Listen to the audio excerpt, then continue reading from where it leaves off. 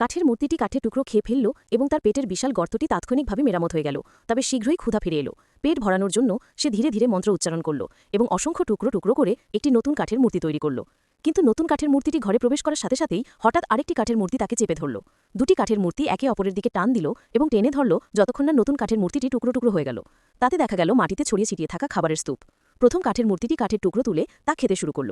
শীঘ্রই দুজনে পেট ভরে গেল এবং ঘুমাতে শুয়ে পড়ল। কিন্তু তার পেটের গর্তটি আবার বড় হতে শুরু করল। ক্ষুধা এড়াতে দ্বিতীয় কাঠের মূর্তিটি দ্রুত একটি তাবিজ তুলে নিল। আরও কাঠের মূর্তিকে খাবার হিসেবে ডেকে আনার ইচ্ছায় কিন্তু প্রথম কাঠের মূর্তিটি তাকে থামিয়ে দিল। সে দ্বিতীয় কাঠের মূর্তিটিকে বলল যে যদি অন্য কেউ সাহায্য করতে আসে তাহলে শিকার ধরার ঝুঁকি অনেক কমে যাবে। দ্বিতীয় কাঠের মূর্তির সম্মতি পাবার পর তৃতীয় কাঠের মূর্তিটিকে একটি মন্ত্র উচ্চারণ করে ডাকা হয়েছিল। সে কাঁপতে কাঁপতে দুজনের কাছে চলে এলো আর দ্বিতীয় কাঠের মূর্তিটি তাকে একটি ছোট্ট টুকরো দিল। তৃতীয় কাঠের মূর্তিটি টুকরোটি খেয়ে ফেলার পর দুজনেই তাদের সমস্ত তথ্য ভাগ করে নিল। এইভাবে তিনজনে একটা চুক্তি হলো। তৃতীয় কাঠের মূর্তিটি মন্ত্র উচ্চারণ করতে শুরু করল আর দুজনে দরজার আড়ালে লুকিয়ে লুকিয়ে আক্রমণ চালালো। যদিও পরিকল্পনাটি সুষ্ঠুভাবে সম্পন্ন হয়েছিল, প্রথম আর দ্বিতীয় কাঠের মূর্তিগুলি তাদের প্রতিশ্রুতি ভঙ্গ করে সমস্ত কাঠের মূর্তিগুলি খেয়ে ফেলল। তৃতীয় কাঠের মূর্তির জন্য কেবল একটি ছোট্ট টুকরো রাখল। তৃতীয় কাঠের মূর্তিটি লেগে গেল। সে একটি মন্ত্র তুলে নিয়ে চতুর্থ কাঠের মূর্তিকে ডেকে পাঠালো। তৃতীয় পক্ষের কথা মনে করিয়ে দিতে চতুর্থ কাঠের মূর্তিটি দ্রুত তৃতীয় পক্ষের দিকে এগিয়ে গেল। লাইন আপ 2-2 হয়ে গেল। প্রতিপক্ষকে নির্মূল করতে এবং ভবিষ্যতে ঝামেলা এড়াতে তারা মন্ত্র উচ্চারণ করতে শুরু করল এবং ঘনবসতিপূর্ণ ধ্বংসাবশেষ থেকে অসংখ্য কাঠের মূর্তি একত্রিত হল। তারা দুই দলে বিভক্ত হয়ে গেল। এক অর্ধেক প্রথম কাঠের মূর্তির দ্বারা আহ্বান জানানো হয়েছিল আর অন্য অর্ধেক তৃতীয় পক্ষ। গেট জোরে বন্ধ হয়ে যাওয়ার সাথে সাথেই উভয় পক্ষে প্রচণ্ড লড়াই শুরু হয়ে গেল।